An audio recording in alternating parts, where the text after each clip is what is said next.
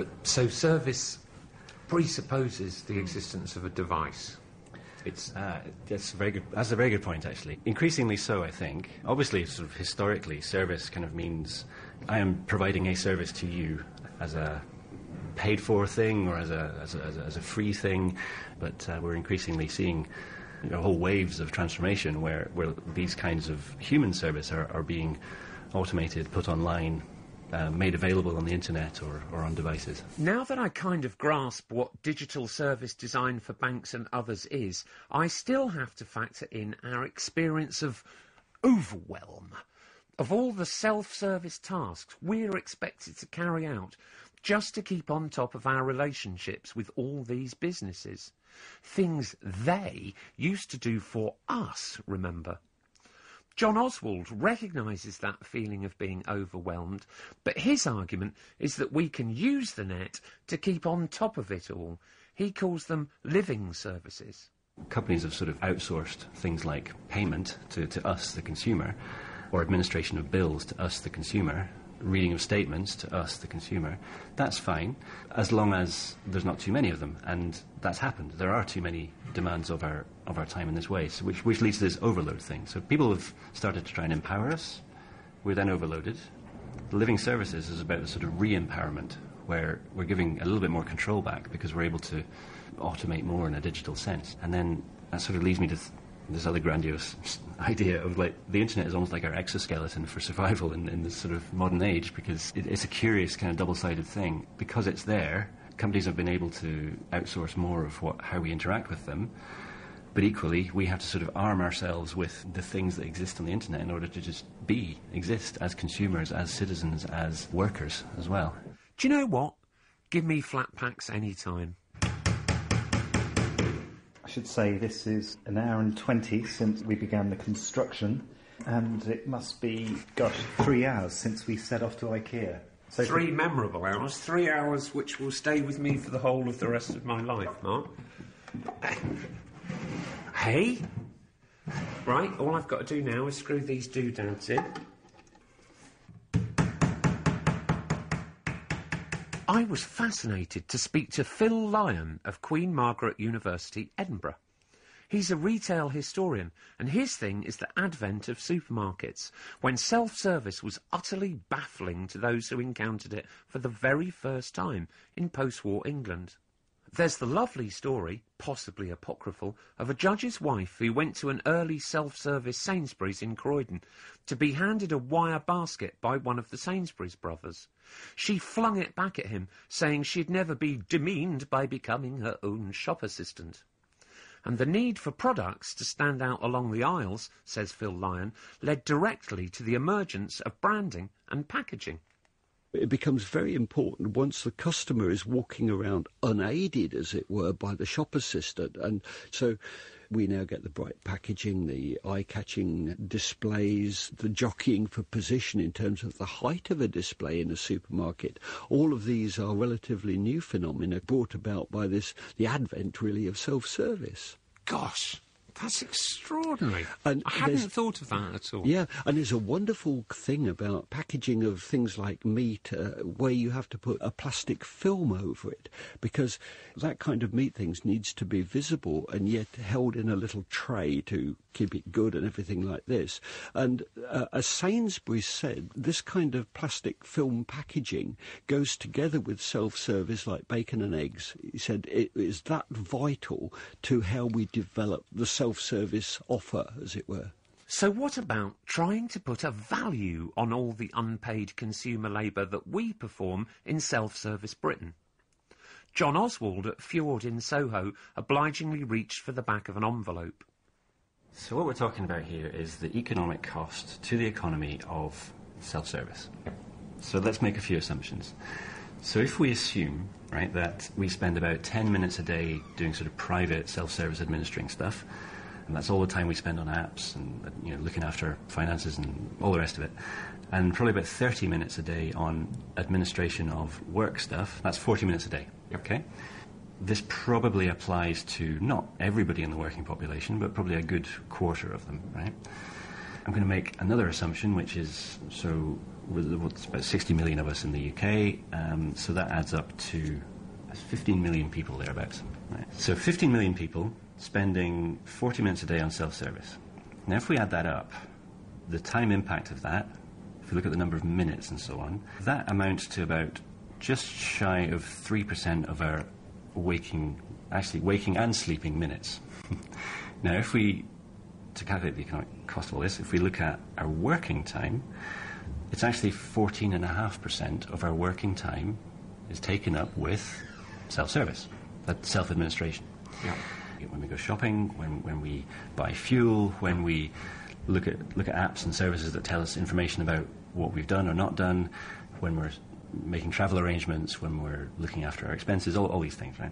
That's what I mean by self-administration. So if we were to pay people for this, right, if we assume that the average salary in the UK is around about £25,000, then that means that actually we'd need to pay people an additional £3,600 per year, per annum, to account for this self-administration time.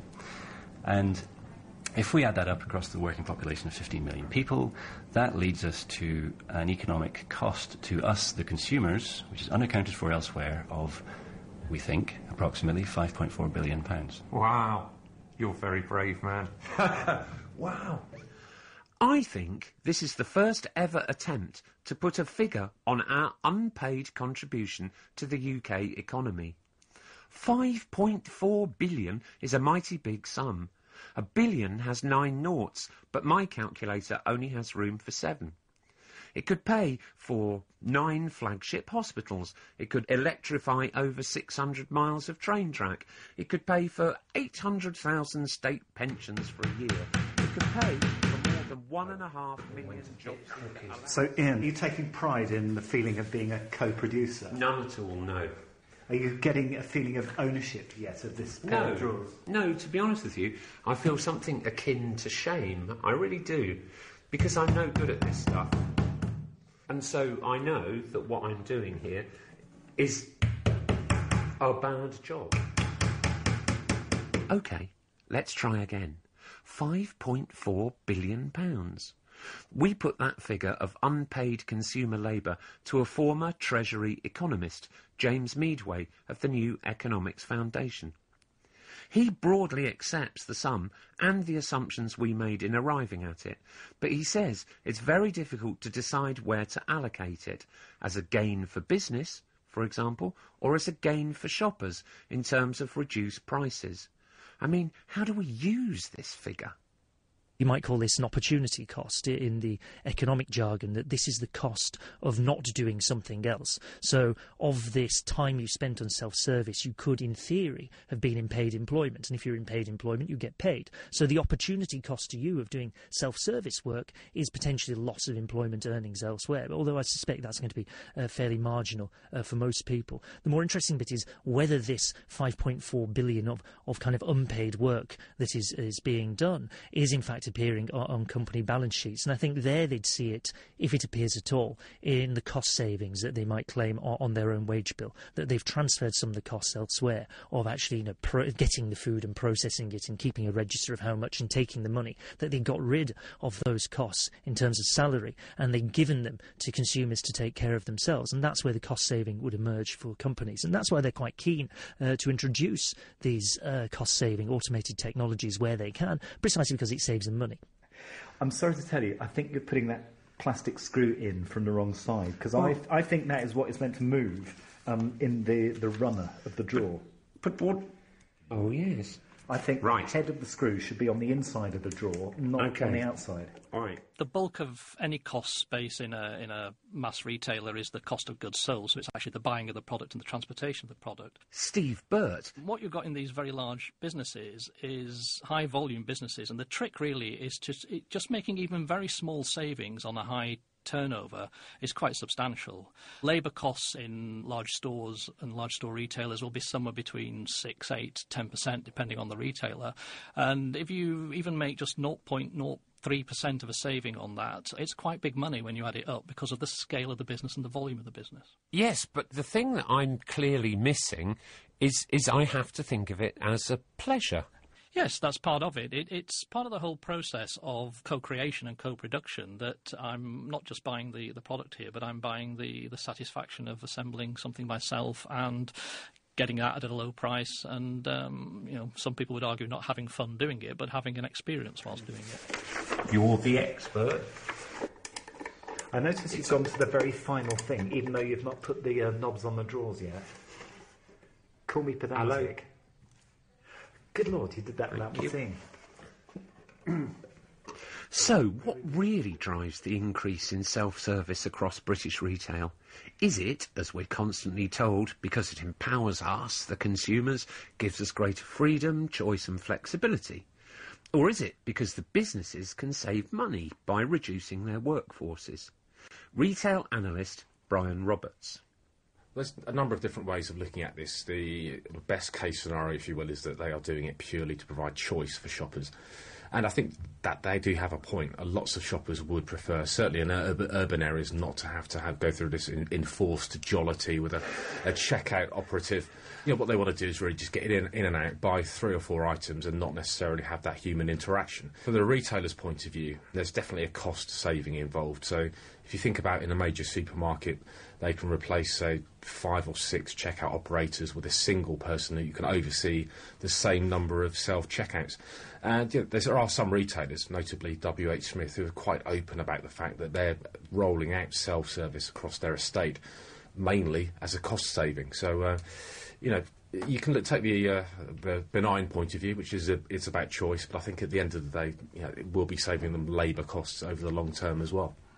Fundamentally, and it's not easy, this, but Brian's challenge, I realise, is to mine nostalgic memory of shopping in Newhaven, long before the charity shops and boarded-up frontages had taken hold, before life had leached away from the high street. Shoppers, ever since the 1950s, have decided they have better things to do with their time than traipse up and down the high street to 9 different shops, as they are deciding now that they've got better things to do with their time than to go around 6 shops a month, which is why the online retailers, like Amazon, and also the online iterations of the high street stores are doing so well. So it's a gradual evolution, and I'd love to see a thriving high street, but sadly we have to face facts that doesn't necessarily serve the best needs of a time-pressed bunch of consumers we have in this country. That's the opening of the chest of drawers made by myself.